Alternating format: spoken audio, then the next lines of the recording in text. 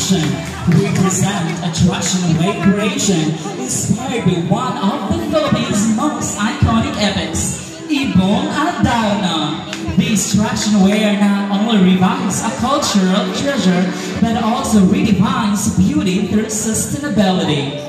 Crafted entirely from recycled materials such as plastics, sachets, and lights, these designs tell a story of resilience, the Ibong at Darna. Good morning, everyone. I am Maria Louise G. Sulia, representing Bundok Central School. Good day. Strutting the runway with purpose and education. I am Jared C. Marian, representing Bundok Central School.